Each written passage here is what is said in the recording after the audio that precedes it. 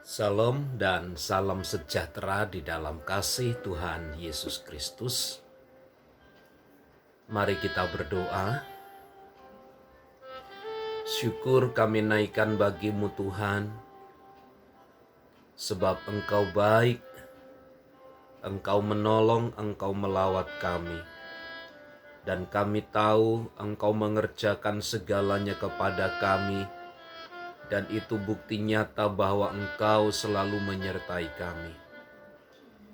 Kembali kami akan merenungkan firman-Mu ya Tuhan.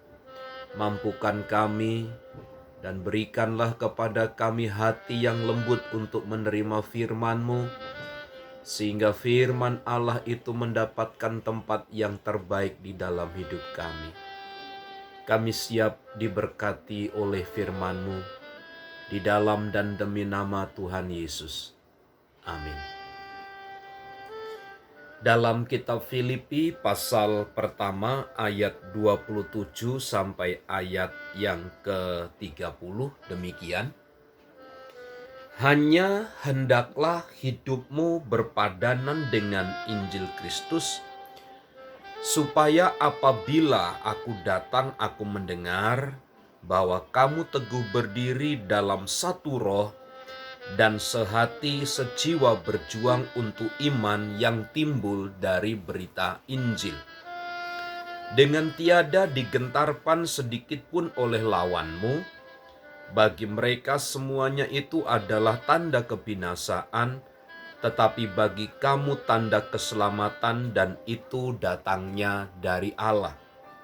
Sebab kepada kamu dikaruniakan bukan saja untuk percaya kepada Kristus, melainkan juga untuk menderita untuk Dia, dalam pergumulan yang sama seperti yang dahulu kamu lihat padaku dan yang sekarang kamu dengar tentang aku.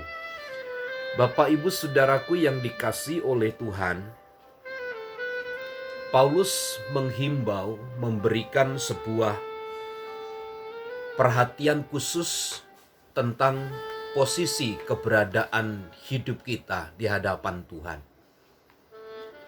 Paulus sampaikan supaya kita itu tetap ada sesuai dengan panggilan kita. Paulus sampaikan dengan ilham rohnya bahwa supaya kita tetap ada sebagaimana panggilan kita di dalam Kristus. Dan hal-hal yang seringkali mengganggu perjalanan hidup kita adalah adanya musuh yang ada di depan kita. Adanya lawan yang berusaha untuk menarik kita kepada kehidupan lama kita. Adanya sebuah ajakan, adanya sebuah oknum di luar kendali kita yang berusaha untuk menarik kita kembali kepada jalan yang lama kita. Dan Alkitab berkata, kalau demikian lawanlah itu, jangan gentar sedikit pun. Lalu yang kedua, biasanya penderitaan. Sebab Alkitab menyatakan kepada kita, Dia mengaruniakan kepada kita bukan hanya untuk percaya, tetapi untuk menderita bagi Dia. Penderitaan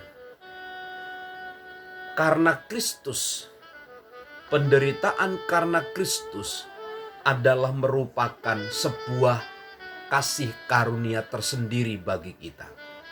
Ketika kita menderita oleh karena nama Kristus, oleh karena pengenalan kepada Kristus, maka sesungguhnya itu adalah kehendak dari Allah.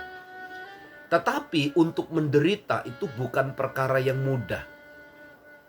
Untuk menderita itu bukan sebuah hal yang sederhana, tetapi butuh perjuangan yang berat. Lalu yang ketiga adalah bicara tentang pergumulan hidup.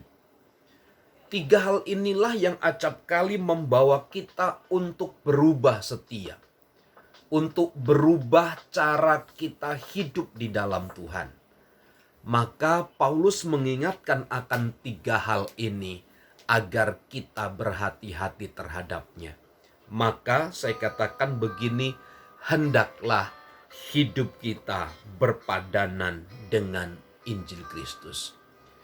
Supaya ketika Tuhan melihat dan datang kepada kita didapati tetap setia, kita tetap ada di dalam Kristus.